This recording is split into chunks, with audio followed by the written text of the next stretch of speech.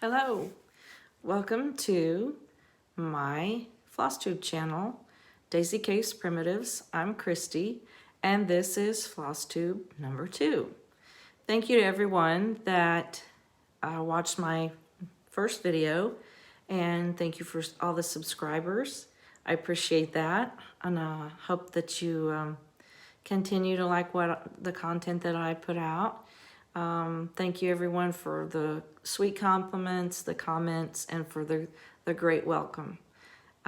If you're new, welcome. And this is a channel about cross stitch and my progress of my stitching and other crafts that I enjoy and would like to share. So we're in the midst of September, and I've been a little busy stitching some samplers. I haven't gotten in as much time as I would like. Been kind of busy with other things, but I did have 2 starts, 2 works in progress that I wanted to share. I have a wool applique project that I want to share with you, and a couple of other small pieces by a designer that I wanted to introduce to you if you've not met, don't know anything about, but I started a sampler of hers, and I'll show you some other things that I've stitched of her designs. So my first work in progress sampler is the Jannet Irving sampler by Farish, Needleworks, and I showed this in my first video as one that I wanted to concentrate on, and I mentioned that Farish has a FlossTube channel of her own. And in her video number 5, I believe it is, she spoke about this sampler that is a family heirloom. And she talks about this, and it was really interesting to find out some more details about this sampler that I really love the design, and to know a little bit more of the history behind it. So go check that out. It was really, really interesting. I didn't get but just a couple of days work on this one. I did finish, I got this little alphabet started and finished and completed. It's kind of hard to see there. I did a little bit more on this side of the border, and I think that's about all. But it's really a pretty sampler. And I mentioned in the first video that this red's pretty bright. And I'm thinking that this one will probably be stained. I'll coffee stain it when I'm finished. It calls for, and I'm using all DMC flosses, so they're color fast, so the colors won't bleed if I do that afterwards. So that was number 1. I got in a little bit more progress on Blackbird Designs Little Birds. Another beauty. I'm stitching mine on, I believe it's the called for 36 count Heartland by Picture This Plus with the called for flosses. Here's all the pretties. They're so pretty, all mixed up together.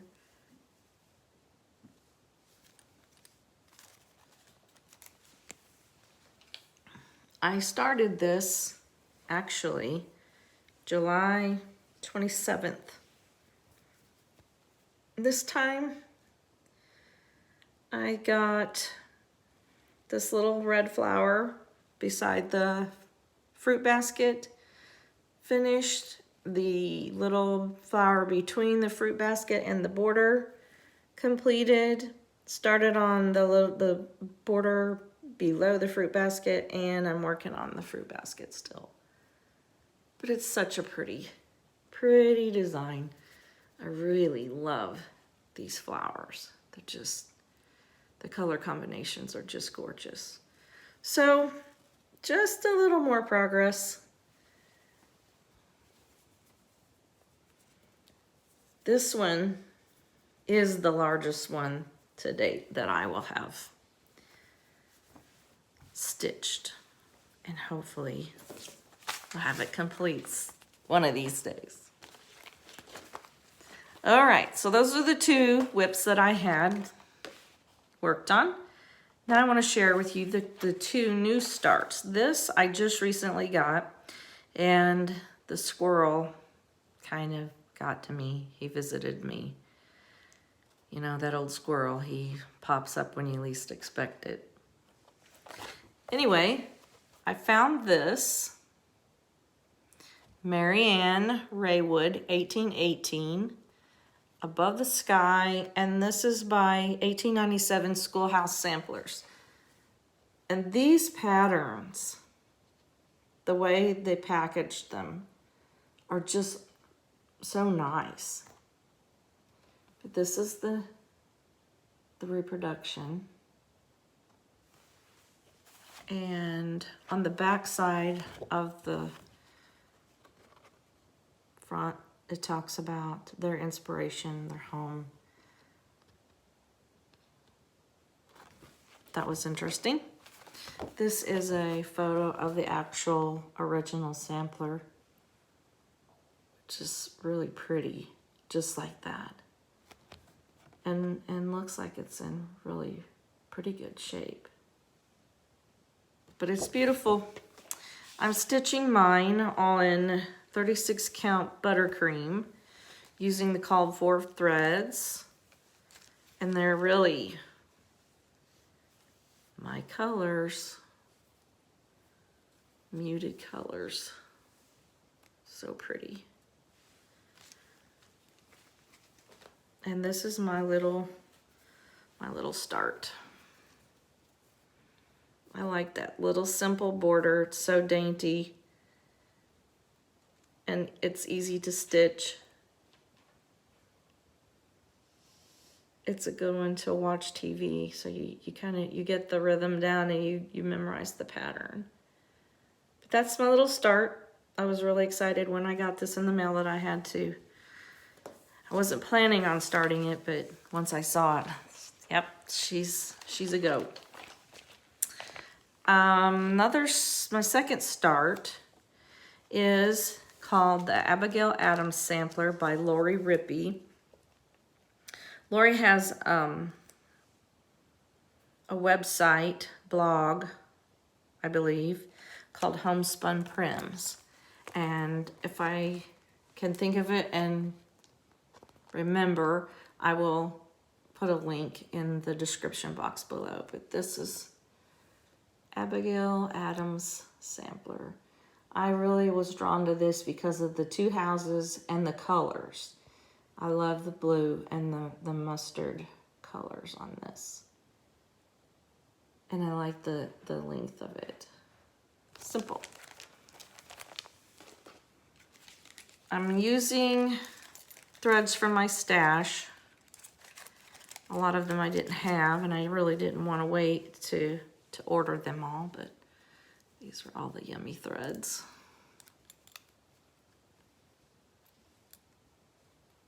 So pretty.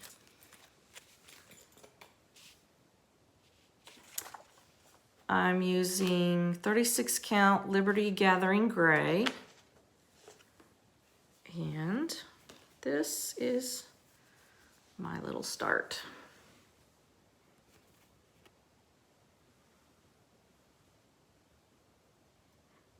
I like this house in that it has 2 doors, and I like how she put like the little pathway or doorstep up by the doors. So cute. Little alphabet. Funky trees. I guess those are trees. But that was that start. I've been focusing on that. I enjoyed that one. It's really cute. Now I want to show you some of pillow tucks that I have stitched using Lori Rippey's designs. This one is called Pumpkins for Sale, and I would show you the pattern or cover sheet, but I didn't print it off. Hers you can just download, PDF download, and print the pattern. And to save ink, I didn't print the cover photo, but this is Pumpkins for Sale. And it's so cute. I love that field of pumpkins. And the tree and the style of the salt box house is just so cute. This one I put in my dough bowl. So that's one of Lori Rippey's patterns.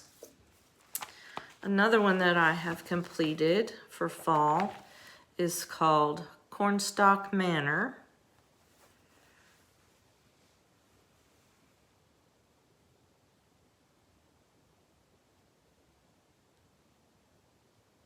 So cute.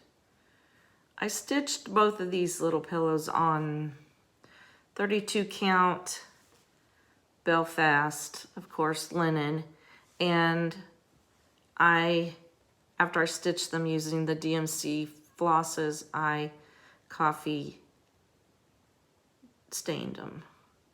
I really like this one. I love the color combinations with this orange pumpkin and the olivey looking house and the blue door and roof. So cute. This one would look good right up there on my pie safe. He might find a new home. So those were just a couple of things that I've made in the past using Lori's designs, and I would highly recommend you go check her out if you haven't already. Another little piece that I decided I wanted to do something different. I was kind of getting tired of cross stitch for a little while and wanted to change gears. So I pulled out this little buttermilk basin pin keep wool applique. This all came in a kit, which was really nice. You get, of course, the pattern, and then they include all the wool and then the backing fabrics. And here's my little acorn. I changed mine up and added a little button from my mother and my grandma's button stash. And I added this, I had this wool piece in my wool stash, so I stitched it to that, and then this is actually the backing fabric that they included in the kit. But it's really pretty. Cat hair and all. But I thought it was cute. I like little wool applique projects. So that was something else that I worked on since I last visited with you. Now I would like to share some of my small samplers that I've stitched in the past. And I had these just kind of sprinkled around the whole house here and there, hanging on the wall, or they get moved around frequently as I can't leave anything alone. I love to decorate, so things get changed and moved frequently. My husband teases me that he can't believe that the furniture has legs anymore, that he's surprised I haven't worn the legs off the furniture from moving it so much, but what does he know? This is Addie Sutton by Jenny Hoffman, and she has an Etsy shop, and it's called Country Rustic Primitives. Now this one, like I told you before in my first video, I love primitive style. So these samplers that I'm going to show you, I worked them up to where they looked old and kind of grungy, like they've been around a while, maybe stuck in an attic, or maybe wadded up somewhere. I stained them kind of heavy, after I stitched them. These are all using DMC flosses, so they're okay to stain. And you can see this one's under glass, but you can kind of see I left it kind of rather wrinkly. I wanted it to look that way. And this is just an old thrift store find. So that's one that hangs in my guest bedroom. Another Jenny Hoffman design. This one's called Lead Me in Your Path. And I really like how this one turned out. The staining turned out awesome on it. This is another thrift store frame that I just painted and distressed. I wanted it again to look really old, antique. This one's no glass, and you can kind of see it's really loose in the framing, but I want it to look that way. I want it to look like, I didn't want it to be perfect. And that peacock is just really, really cool. But that was a nice little sampler. This one I have sitting on my desk in my office, craft room. Another one that I want to share with you, the last one actually, is called Mary Barnes Sampler. This again is by Jenny Hoffman, Country Rustic Primitives. This one, once again, excuse me, I stained it pretty heavily after I stitched it, and you can kind of see down here around the flower. I used 32 count linen that I just got from Hobby Lobby to stitch these last few samplers that I'm showing you. And once again, stained them after I stitched them and left them kind of wrinkly, crinkly. This frame was a thrift store frame. When I saw it, I just knew I better get it, better pick it up. I think it was just a couple of dollars. And I didn't really know what I would put in here, but I knew I would find something special.